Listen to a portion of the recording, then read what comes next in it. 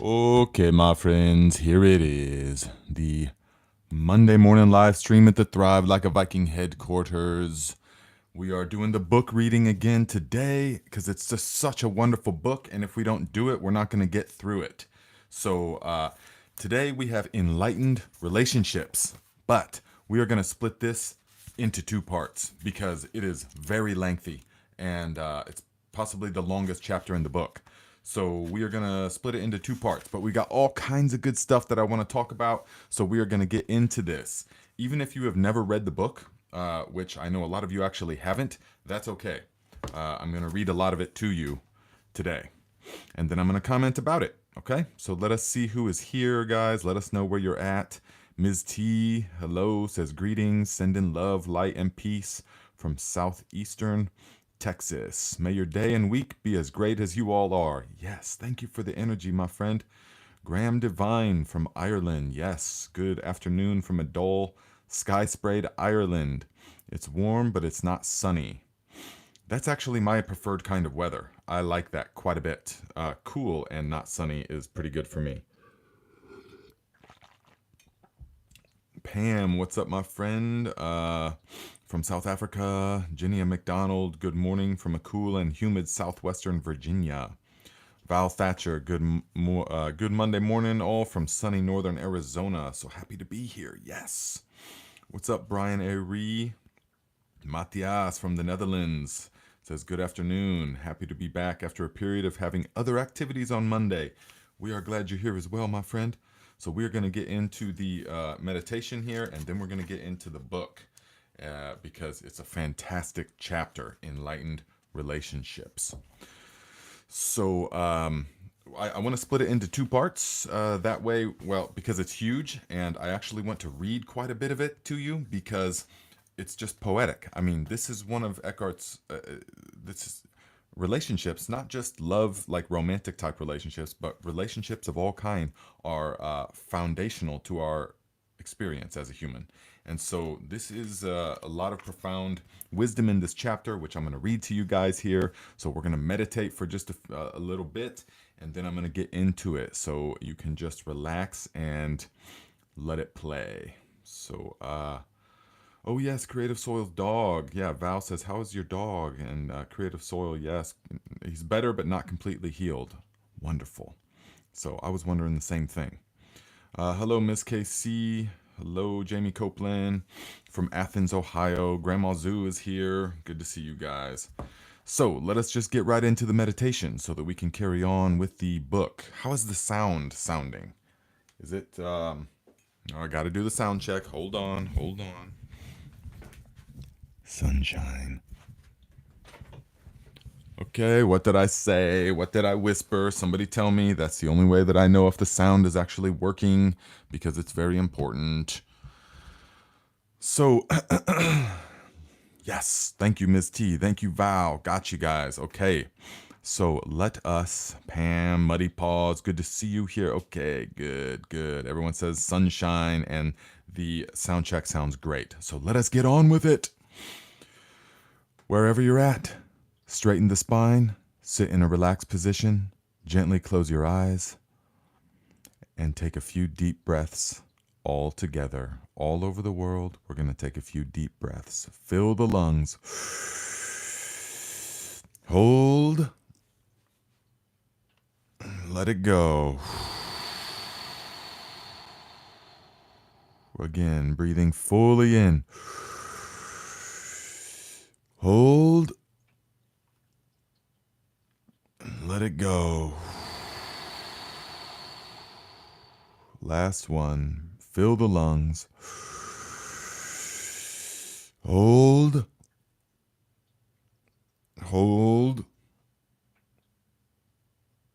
Let it go.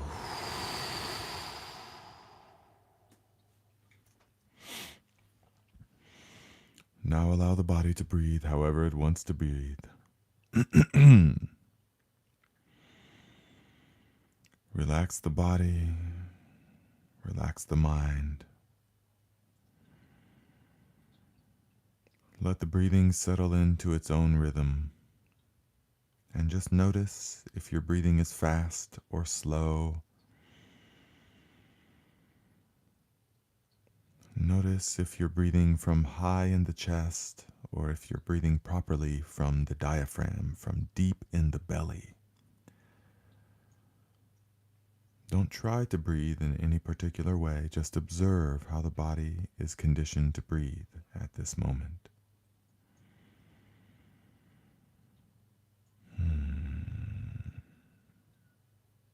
Deeply relax.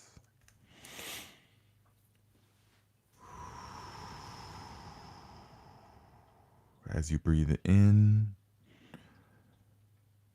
become fully aware of the sensation of air as it flows past your nostrils and into the body. Feel it, don't think about it.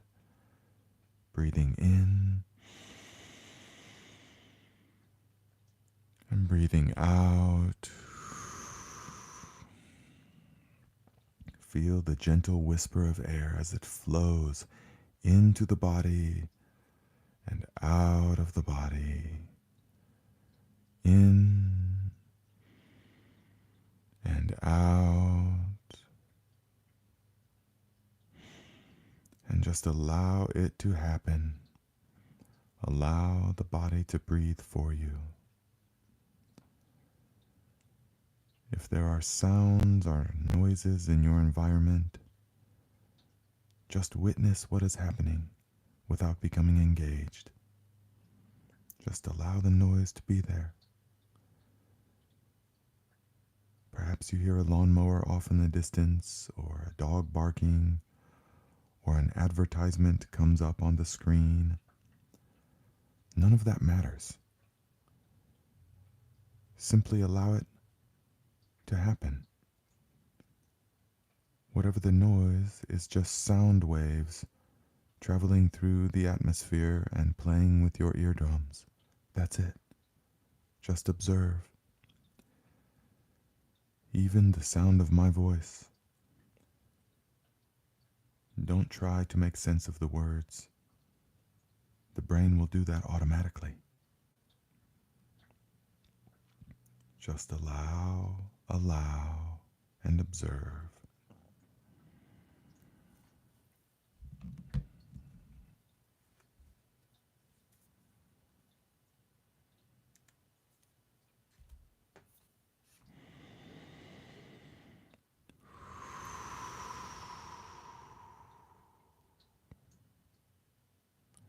As you breathe in and out, it is natural that the mind is going to try to wander away to different thoughts or different images, different fantasies of the future or rememberings of the past. This is what the mind wants to do. And in the beginning, you will find it is very difficult to make the mind sit still and do what you want it to do. Observe this.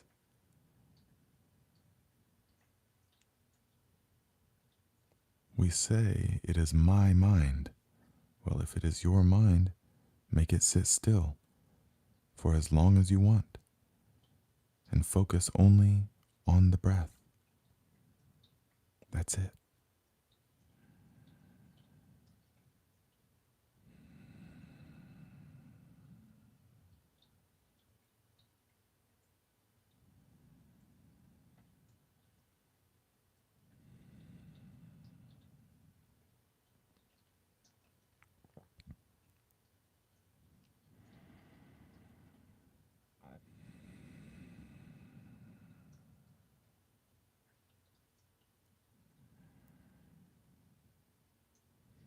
If other thoughts or images come into the mind, don't become engaged.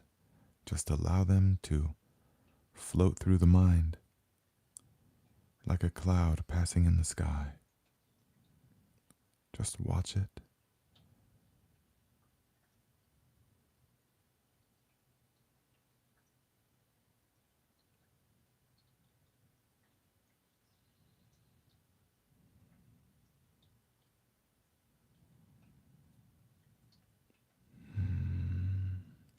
Become aware of the sense of aliveness that is in the body. As you breathe in and out, the mind has become still and quiet. The heart rate has settled into a fine rhythm.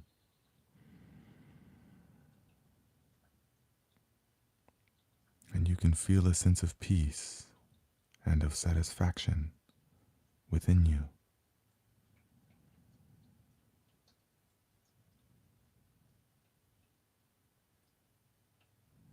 You can feel a sense of energy, of electricity pulsating through your body, animating your life.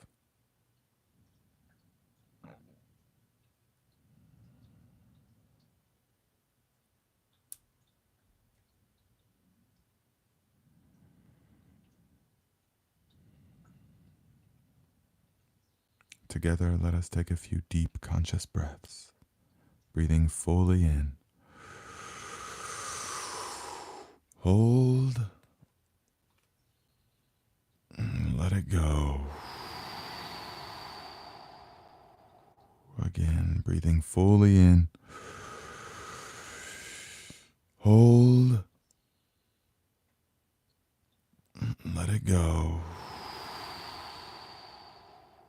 Last one. Fill the lungs. Hold. Let it go.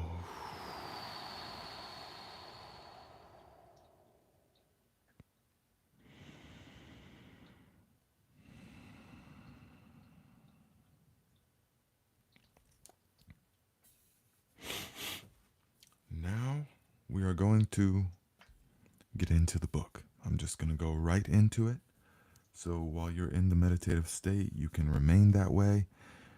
You can just sit back and listen and observe. This entire experience can be a meditation for you. You can just allow the words to compute in your brain without any effort. Just observe. Maybe you're outside right now. You've got this in your ear. Maybe you're doing chores around the house. You've got this on in the background. Whatever it is, just allow it to happen. And absorb this wonderful wisdom that has been given to us by the source.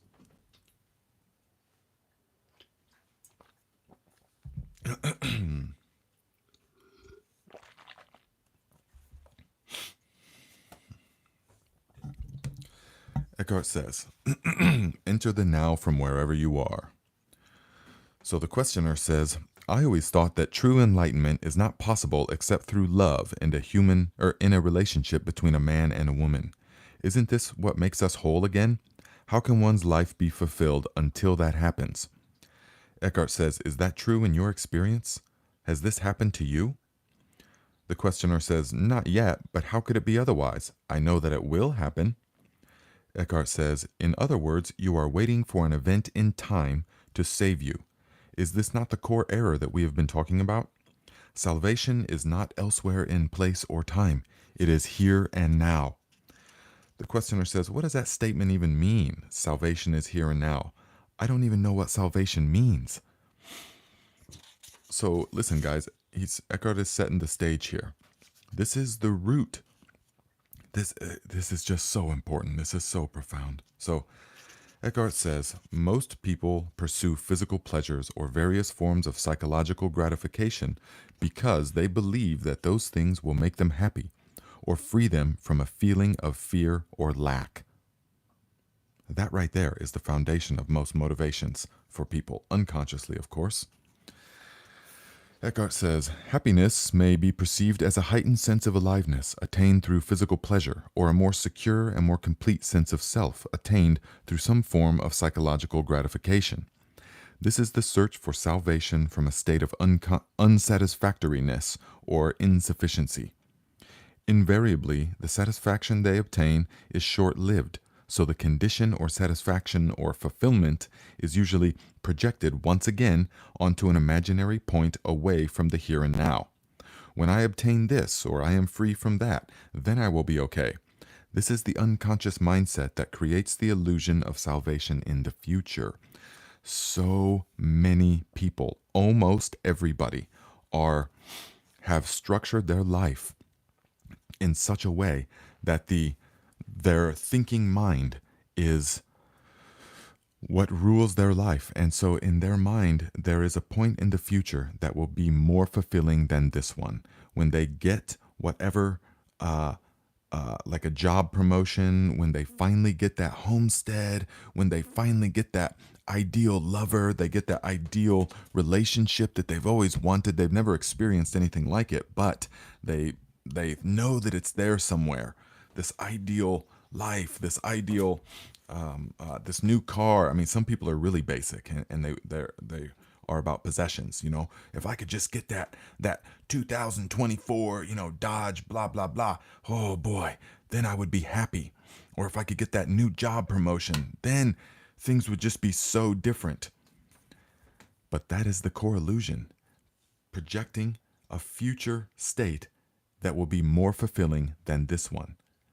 So it is only the ego mind that says, well, of course it will, because the conditions will be different.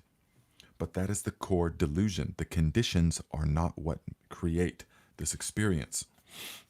So Eckhart says, true salvation is fulfillment, peace, life in all its fullness. It is to be who you are, to feel within you the good that has no opposite, the joy of being that depends on nothing outside of itself.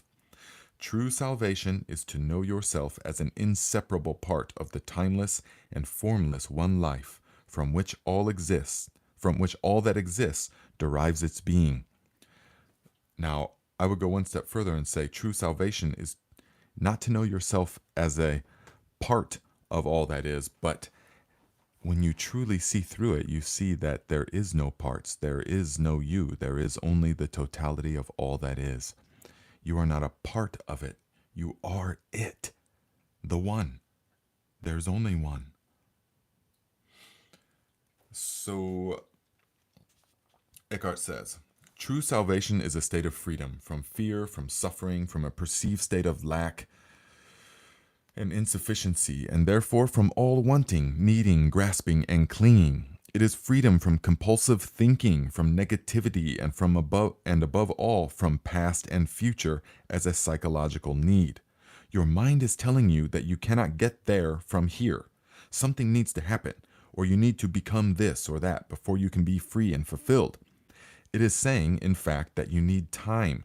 You need to find, sort out, do, achieve, acquire, become, or understand something before you can be free or complete. This is the core delusion we were just talking about. Most people are deeply in that grasp, thinking that, okay, well, I just got to keep working. I just got to keep going and going and going. And then once all these things fall into place, then I can be at peace. Then I can be satisfied and fulfilled. But the reality is not such, because you've created the structure, the framework by which this decoding device, the human brain mind, decodes the cosmic Wi-Fi. You all know my analogy. You've structured that decoding device in such a way that it will decode the now as in that way. The content of the now will continue to change. It will not matter what you get, where you go, what you achieve. I know this firsthand. For years, I had a burning desire to see all these places and do all this, experience, ride a motorcycle through India and skydive and scuba dive in the deep seas and go to the Mount Everest base camp and all these different kind of things. Live in Thailand, live on an island, tropical island, and be, I had all these things. And then to be a grower in Northern California, oh my gosh, then I'll be happy. When I can just make a bunch of money, then I'll be happy. None of it ever did the trick. None of it ever does the trick. As soon as you reach that next thing, there's another thing. The gratification is short-lived because none of it can contain fulfillment. Why? Because you are already full. You are already whole. There is nothing that can be added or subtracted to you in any way. You are the totality of the cosmos. the totality of all that exists. You're not a tiny little person that has all these fears and emotions and can get things and can lose things and oh no, all this. You're none of that. That is an illusion, smoke and mirrors. Eckhart says, you see time as the means to salvation, whereas in truth it is the greatest obstacle to salvation. You think that you can't get there from where you are and who you are at this moment because you are not yet complete or good enough. But the truth is that here and now is the only point from where you can get there. You get there by realizing you are already there. You find God the moment you realize you don't need to seek God. So there is no only way to salvation. Any condition can be used, but no particular condition is needed. However, there is only one point of access, the now. There can be no salvation away from this moment. You are lonely and without a partner? Enter the now from there. You are in a relationship? Enter the now from there. There is nothing you can ever do or attain that will get you closer to salvation than you are at this moment. This is Eckhart saying this. This may seem hard to grasp for a mind accustomed to thinking that everything worthwhile is in the future. Listen to that. Observe in your own life. This may be hard to grasp for a mind accustomed to thinking that everything worthwhile is in the future. Or in the past as well. Oh, the good old days. Oh, back when I had my stuff together and I had that lover, or my kids were here, or they respected me, or oh, back when I had this and that. Past or future. Either is the delusion, the framework of the mind. It's bringing you out of the now. That is the core delusion. Eckhart says, as I say as well, there is nothing you can ever do or attain that will get you closer to salvation than at this moment. And another word for salvation is peace. Another word for salvation is actualization or enlightenment, although that is really misused, that term. Salvation can mean many different things, but it is the peace of God that never leaves you. So Eckhart says, nor can anything that you ever did or that was done to you in the past prevent you from saying yes to what is and taking your attention deeply into the now. You cannot do this in the future. You do it now or not at all. So let's see here. This is why we're going to cut it into two parts, because this is just super profound, guys. So if you have any questions, let me know. If you have any comments, let me know. I'll get to them. But otherwise, just absorb this wonderful knowledge here. So the title is Love-Hate Relationships. Eckhart says, unless and until you access the consciousness frequency of presence, all relationships, and particularly intimate relationships, are deeply flawed and ultimately dysfunctional. Unless and until you access the consciousness frequency of presence. So there is an alternative to this dysfunctional. Yes? Hello, Kathy Tittle. Until you access that, all relationships, and intimate relationships in particular, are deeply flawed and dysfunctional.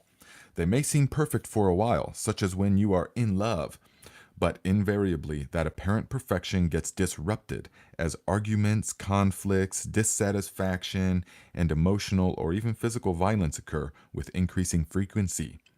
It seems that most love relationships become love-hate relationships before long. Love can then turn into a savage attack, feelings of hostility or complete withdrawal of affection at the flick of a switch, and this is considered normal. The relationship then oscillates for a while, a few months or a few years, between the polarities of love and hate, and it gives you as much pleasure as it gives you pain. It is not uncommon for couples to become addicted to those cycles. Their drama makes them feel alive. When a balance between the positive-negative polarities is lost and the negative destructive cycles occur with increasing frequency and intensity, which tends to happen sooner or later, then it will not be long before the relationship finally collapses. So guys, how many of you know the people, maybe you're one of them, that is addicted to the cycle? So many people, especially people that say, I'm not about drama in life. I don't do drama. Yeah, well, that's a red flag right away. They're about drama, when they make that statement straight away. And It's because they become addicted. It seems like it's like gambling. It's like gambling. Okay, true gamblers are not addicted to winning. It seems like they would be, but they're addicted to the whole process by which they mostly lose. Actually, of course. So it's that addiction to the process that makes it so the biochemical reactions that happen when the other, your lover or whatever, your person you're in a relationship, when they come at you with and you just can't stand them for so long, and you have to, something explodes, or you have to go away, or you say something that to try to cut them back down. All of that on the outside, it doesn't seem like that would be beneficial. Nobody wants that, except subconsciously, the ego thrives on that. The ego thrives on that kind of conflict. And this is unfortunate because we see this everywhere now. It is rampant as the collective unconscious is becoming at the tipping point. It's unbearable now. The collective dysfunction. So, but Eckhart says, hey, this is considered normal. The complete withdrawal of affection at the flick of a switch. That is the essence of conditional love. The essence of conditional. So, okay, so long as you meet my requirements, so long as you conform to my wishes and do give to me what I want and need, the ego mind says this, then I will love you. And people think that's real love. They think they think that that's actual love, when that is just egoic manipulation, mind game, clinging. Because as soon as the person stops acting in that way, they withdraw. They withdraw the affection, use it like a tool to manipulate the other person. Well, I'm going to withdraw my affection until you conform to my wishes. That is toxic, and that is pure ego. True love has no opposite. True love would never want to harm in any way. True love just wants to nurture and to provide and to dance with. So the Eckhart says, it may appear that if you could only eliminate the negative or destructive cycles, then all would be well and the relationship would flower beautifully. But alas, this is not possible. The polarities are mutually interdependent. Listen, guys, the polarities are mutually interdependent. You cannot have one without the other. The positive in the ego, he's talking about ego love, which is 99.9%, unfortunately. The positive already contains within itself the as yet unmanifested negative. Yes? Positive. We'll label this end positive. We'll label this end negative. Now, it doesn't matter where on the spectrum of positive or negative it is. They're the same thing. They're one and the same. This is the nature of the ego love. That's what he's saying. So both are in fact different aspects of the same dysfunction. He says, I am speaking here of what are commonly called romantic relationships, not of true love, which has no opposite, because it arises from beyond the mind. He's not speaking of true love, not yet.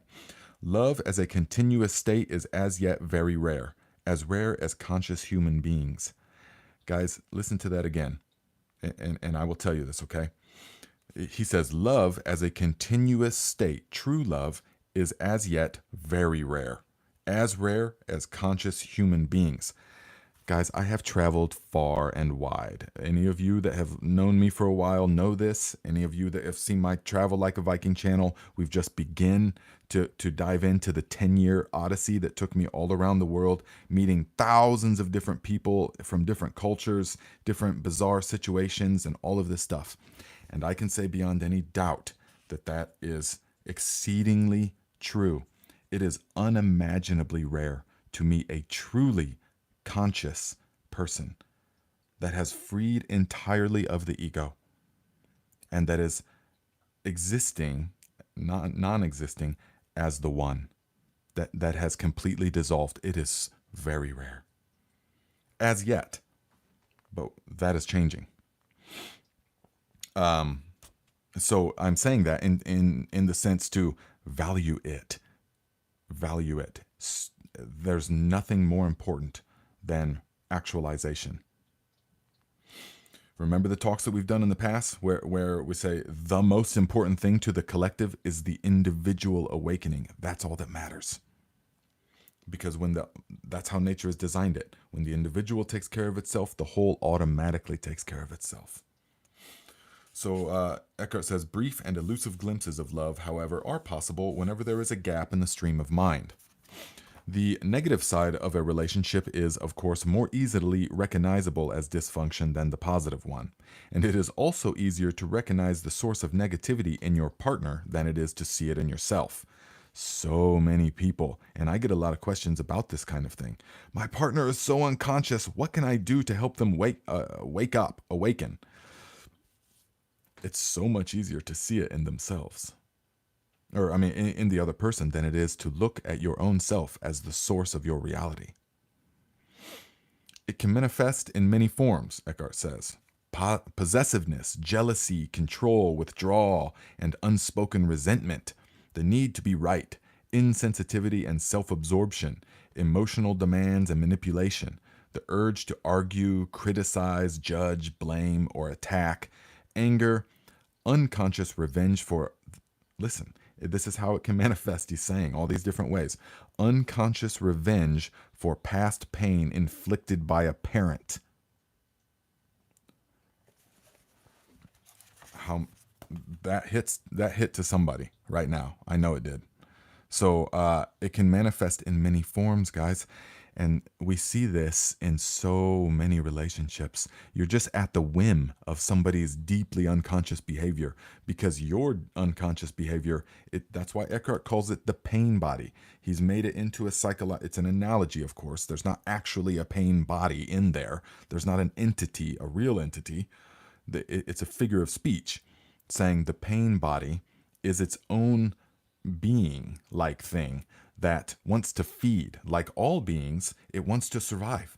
So the pain, the mental, emotional energy field of pain from your childhood, from your racial, you know what racial memory is, from all of that, from the centuries carried down through the DNA, all of that kind of thing, that it can manifest. It can manifest in so many different ways.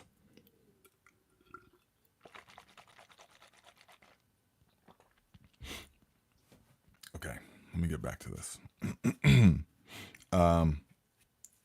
And so, well, on the positive side, you are in love with your partner. This is at first a deeply satisfying state. You feel intensely alive. Your existence has suddenly become meaningful because someone needs you, they want you, and makes you feel special, and you do the same for him or her. When you are together, you feel whole. The feeling can become so intense that the rest of the world fades into insignificance. Now, this is what most people consider love. Right? It's so intense, and they're like drunk with it. It's intoxicating. They're like under a spell. Or they're just, because their life has meaning now. Finally, in an otherwise meaningless existence, they have a focus, the other. There, I can go after that. I can pour everything into that. However, Eckhart says, you may also have noticed that there is a neediness and a clinging quality to that intensity. You become addicted to the other person. He or she acts on you like a drug. You are on a high when the drug is available, but even the possibility or the thought that he or she might no longer be there for you can lead to jealousy, possessiveness, attempts at manipulation through emotional blackmail, blaming and accusing, fear of loss. If the other person does leave you, this can give rise to the most intense hostility or the most profound grief and despair. In an instant, loving tenderness can turn into savage attack or dreadful grief. Where is the love now?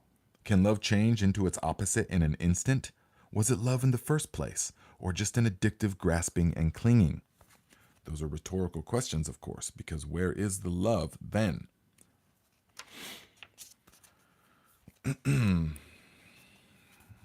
Why should you become addicted?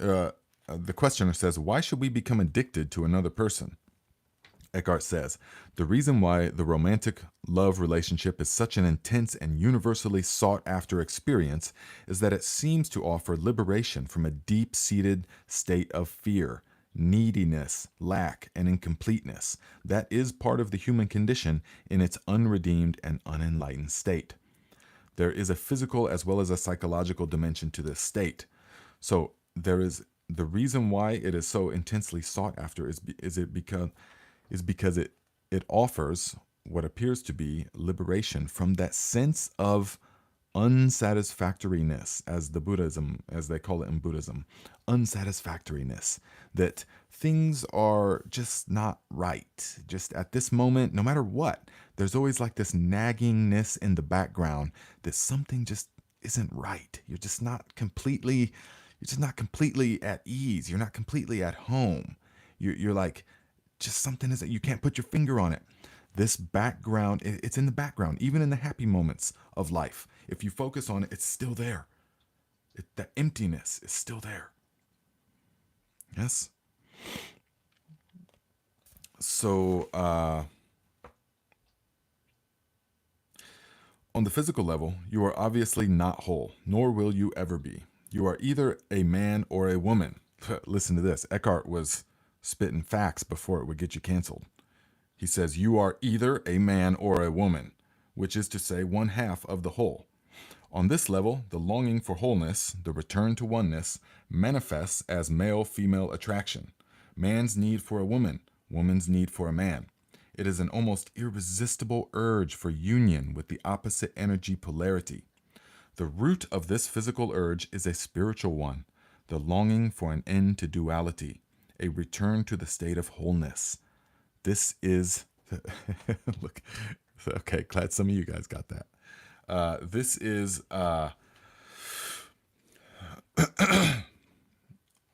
this is the core. This is what we're talking about. That urge, that feeling of unsatisfactoriness. There's an urge to complete the circuit, to make that go away, to feel whole and complete again. Now, why is that? Why is there an urge? Because that is your true state. It is only the ego mind that has appeared to fracture this reality into a multiplicity of things, of which you are separate, of which you need to acquire or gather more things, more material things at the base level, or more love, or more knowledge, or more experience, whatever it is, you got to acquire more so that you can then be whole. But it never, that's the delusion, that's the illusion. No amount of anything can give you this wholeness, not even a love relation, not even a relationship. Most people think they pour it into there, thinking, okay, I will get that sense of fulfillment. And we're talking unconsciously. Most people are not, almost no one's going around thinking these things consciously. If they were, they would be awake, in which there would be no more questions ever. So, sexual union is the closest you can get to this state on the physical level. This is why it is the most deeply satisfying experience the physical realm can offer. But sexual union is no more than a fleeting glimpse of wholeness, an instant of bliss. As long as it is unconsciously sought as a means of salvation, you are seeking the end of duality on the level of form, where it cannot be found. You're seeking the end of duality in the world of duality, so it cannot be found. You are given a tantalizing glimpse of heaven, but you are not allowed to dwell there and find yourself again in a separate body. Now, this is a big reason, especially people, quote unquote, spiritual people, that have all of the spiritual accoutrements on and live an outwardly, apparently very spiritual life and all of this. You know, look at how I sit, look at how I chant these Om meditations, look at all of this stuff. You see how enlightened I am. These people will get deeply into sexual things as a way, because it is the closest that they've ever come to absolute disillusion of the self, which is oneness, which is wholeness, which is heaven. So that is their closest experience. But it is much like taking a psychedelic or something, mushrooms or something like that. For any of you, ayahuasca, plant medicine, all these kind of things that can bring you to this state of unbelievable clarity, but only for a moment. And then it takes it away because you didn't get there yourself. You didn't forge the pathway to get there yourself. You've just used this experience to get you there, and you get a glimpse into it, but you have to give it back.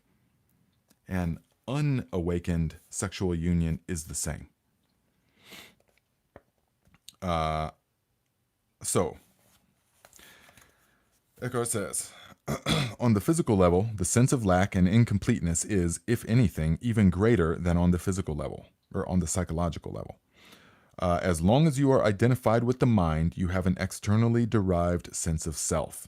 That is to say, you get your sense of who you are from things that ultimately have nothing to do with who you are. Listen to that. That's the essence of the teaching. As long as you are identified with the mind, you have an externally derived sense of self. As long as you think you are your beliefs, your political,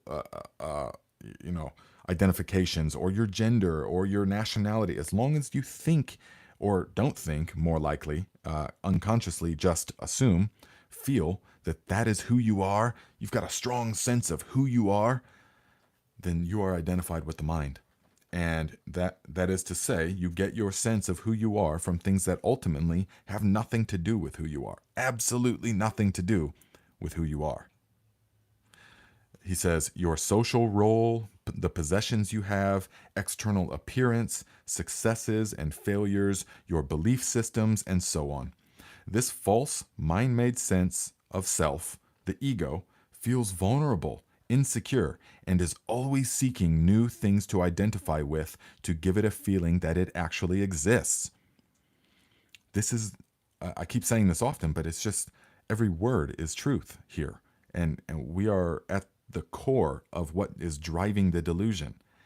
The false mind-made sense of self, which is the ego, it's vulnerable and insecure because it knows that it doesn't exist. And it's always seeking new things to identify with to give it a feeling that it exists.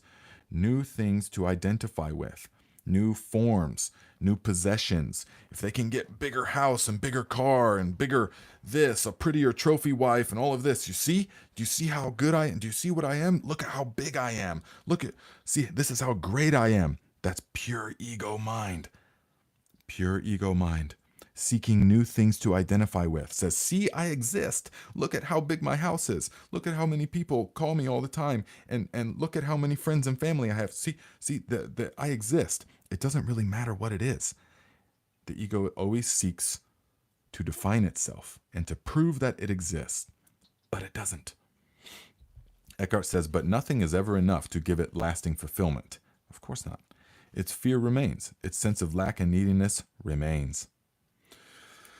But then that special relationship comes along, okay? It seems to be the answer to all the ego's problems and to meet all its needs. At least this is how it happens at first. All the other things that you derived your sense of self from before now become relatively insignificant.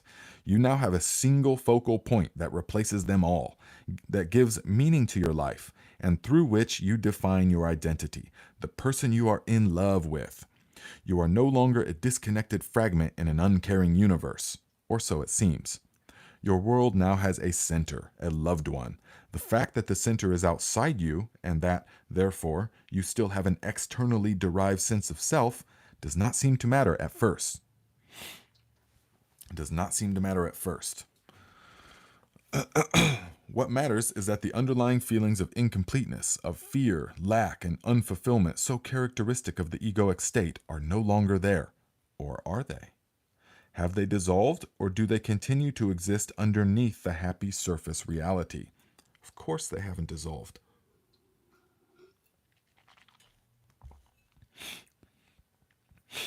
Eckhart says, if in your relationships you experience both love and the opposite of love, attack, emotional violence, and so on, then it is likely that you are confusing ego attachment and addictive clinging with love.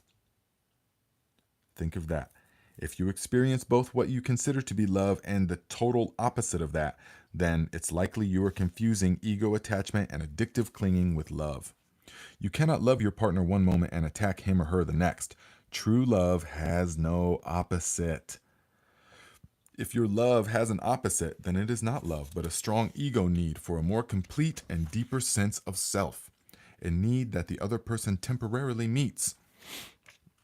It is the ego's substitution for salvation, and for a short time, it almost does feel like salvation. Let's see here. Ooh. Okay.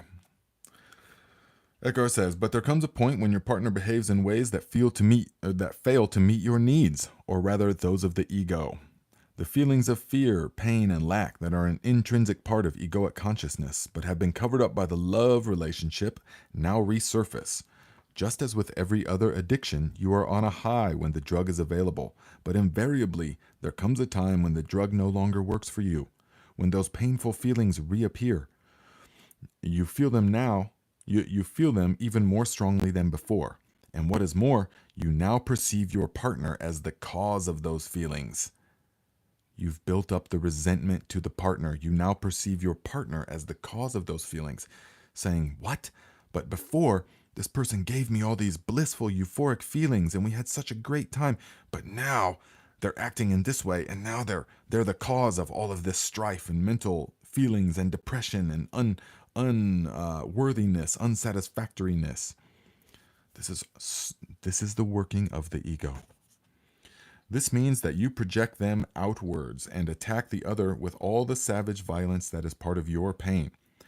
This attack may awaken the partner's own pain, and he or she may counter your attack. At this point, the ego is still unconsciously hoping that its attack or its attempts at manipulation will be sufficient punishment to induce your partner to change their behavior, so it can then use them again to cover up for your pain. How many relationships are plagued by that kind of dynamic? The ego unconsciously hoping that its attack or its attempts at manipulation or belittlement or lashing out in anger or little mind games that you're playing, it will be sufficient punishment to induce your partner to change their behavior. Most people consider that normal behavior, normal love. Yep, that's a healthy relationship, when in reality it's deeply dysfunctional, and it's manipulation. And it perpetuates. So, okay, guys, let us carry on. Every addiction, Eckhart says, every addiction arises from an unconscious refusal to face and move through your own pain.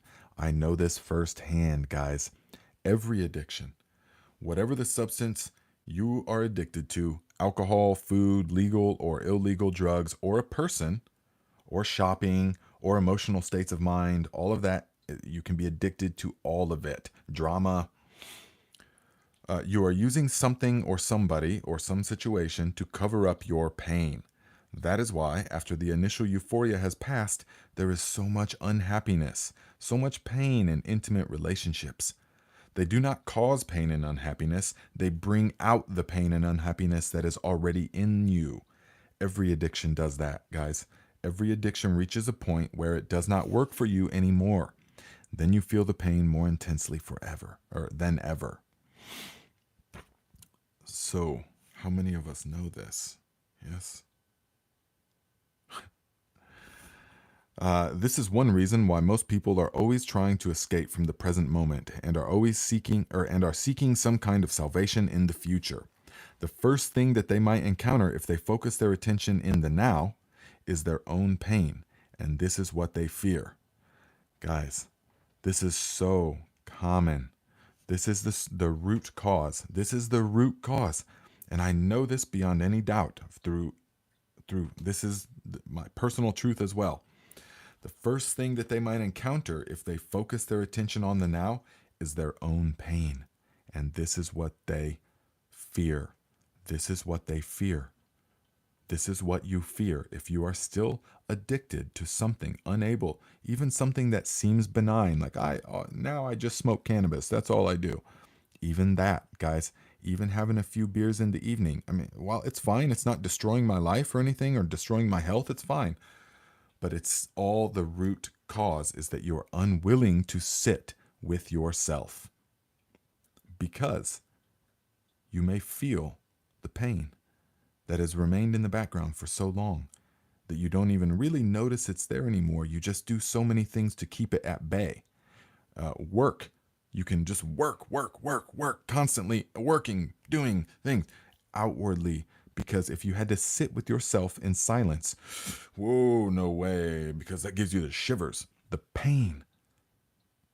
that is there.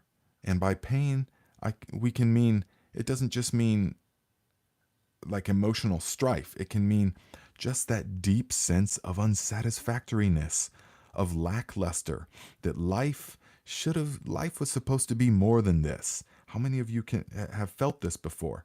Life was just supposed to be more than this. You know, when I was a kid and I looked at myself in the future, I saw just some radiant, thriving. I mean, I was going to be happy and all these things were going to have happened by now. But yet they just kind of never happened. Or some of them did, but it's not really, it didn't do anything. It's like, here we are. Life is still just kind of unfulfilling. You know, that feeling we can call pain, you know, to varying degrees. It's what he's calling pain can mean a bunch of different things. But that's the root of the addiction, the unwillingness to sit with that, to face that. You have to become fearless. What fear are we talking about? The fear of this feeling, of yourself. You have to eventually stop running and sit and turn and face it and just feel whatever it is. If it's grief over losing someone, if it's grief over losing a situation, whatever it is, you have to just face it. Otherwise, it will remain a phantom in your life that propels you in the direction it wants you to go.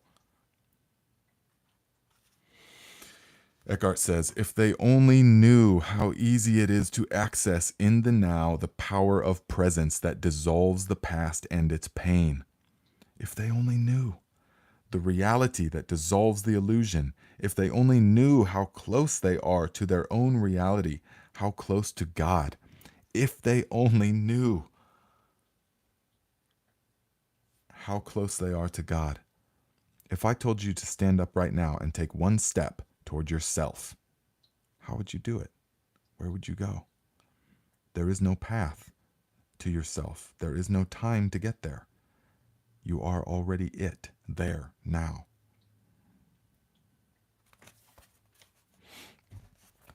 Graham says, all my life I thought things weren't real until 2020. 2020, crazy. Yeah.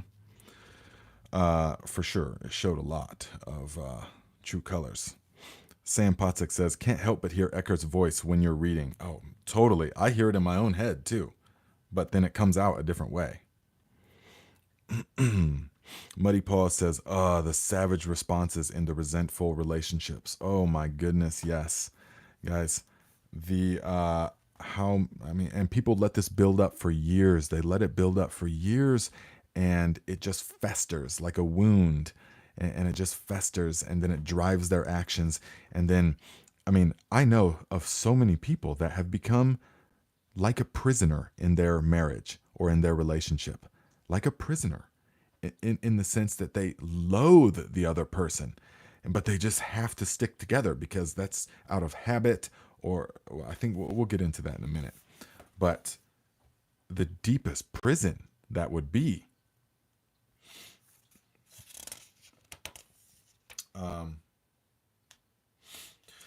Eckhart says, avoidance of relationships in an attempt to avoid pain is not the answer either. The pain is always there anyway, or the pain is there anyways. 3 failed relationships in as many years are more likely to force you into awakening than 3 years on a desert island or shut away in your room. But if you could bring intense presence into your aloneness, that would work for you too. Claire says, yes, they do let it build up. Thank you for sharing this now. So helpful. Absolutely. We're going to talk about that here in just a moment. We got a few more pages, and then we're going to break it into 2 parts. Okay? So we got a few more pages.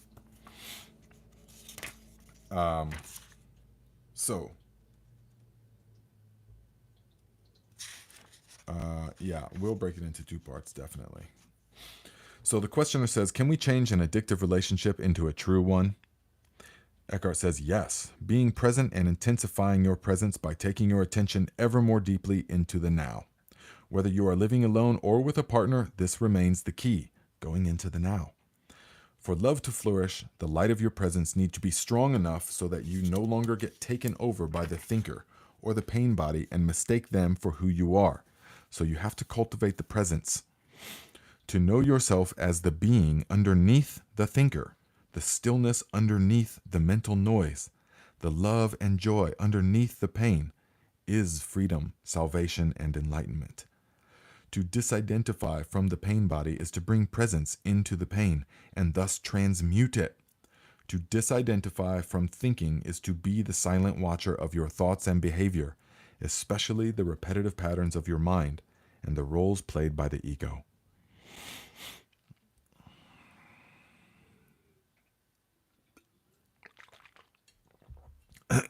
After about an hour, my voice starts to get a little bit. So, to disidentify from thinking is to be the silent watcher of your thoughts and behavior, especially the repetitive patterns of your mind and the roles played by the ego.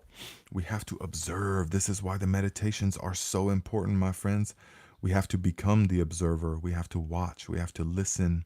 We have to observe. We have to see the workings of the mind. Many of you that have been meditating with us for some time now, remember, we oscillate between slightly different forms of meditation, but one of them is the labeling. Whenever a thought or an image comes into the mind, you briefly label it, remembering mind, or fantasizing mind, or arguing mind, and then you let it go. But you have to notice the quality of the thought that has entered your mind. That's what this does. We are reconditioning through that type of meditation. We are reconditioning the framework by which the mind decodes reality. I know it doesn't seem like much, but it is very profound, very profound. And so by doing this, we are reconditioning the mind to observe objectively what is there, what is happening. That is when eventually it will happen. You will disidentify from the thinker and you will see, whoa, whoa, whoa. It will take your breath away and you will say, my whole life I've been living a dream. My whole life I've been living a dream up to this point. And then you will awaken and then you will see you will never again be asleep. And the ego mind will you'll be able to see the workings of the ego mind, especially the repetitive patterns and the roles played by the ego. You no longer become reactive or reaction seeking in others. Everything changes. So let's see here. Eckhart says, love is a state of being. Your love is not outside. It is deep within you. You can never lose it, and it cannot leave you. It is not dependent on some other body, some external form, or some external form. In the stillness of your presence, you can feel your own formless and timeless reality as the unmanifested life that animates your physical form. You can then feel the same life deep within every other human and every other creature. You look beyond the veil of form and separation. This is the realization of oneness. This is love. When you go to the core and you realize your true nature as the source of creation, the totality of all that is, you see that nothing can possibly be outside of you. Nothing can possibly be outside of God. There is only God. That is it. Everywhere. Manifesting in apparent multitude of forms. But there is no multitude. There's only the one. This is love, Eckhart says. This is the realization of oneness, not two-ness. There's never been any others. Any other thing, there's only the one. Eckhart says, what is God? The eternal one life underneath all the forms of life. Well, what is love? To feel the presence of that one life deep within yourself and within all creatures. To be it. Therefore, all love is the love of God, is God itself.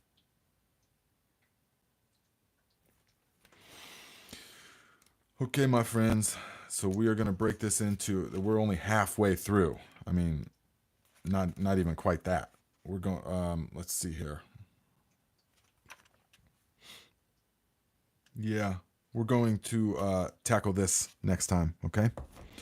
So guys, I hope that you gained something from this. I really enjoyed this. We're just going to hit this book until it's finished, okay?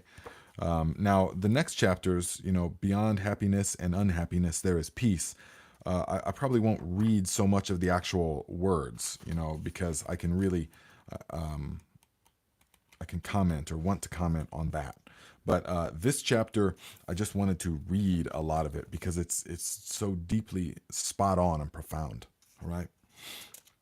So if you guys have suggestions for future video topics, let me know. Put them in the comments. Future books, although we have to be very selective on the books that we read here, because I have to believe in them 100%. And that's not very many. That's not very many. So, okay, guys. Well, now I got to get out and do all kinds of stuff. It is still time in the garden. I mean, it is go time. All the melons and watermelons, all that stuff's got to get planted. So it is a wonderful time in life right now. You guys go out and have a wonderful week. Anytime that you need to recenter yourself, doesn't matter where you're at or what you're doing, just take a few deep breaths and focus on the breathing. And you're reconditioning yourself. If you're doing these meditations, then you will be able to quickly access that power of now. Even if you're driving in traffic and you realize, oh, wait, I'm all frustrated and angry, you can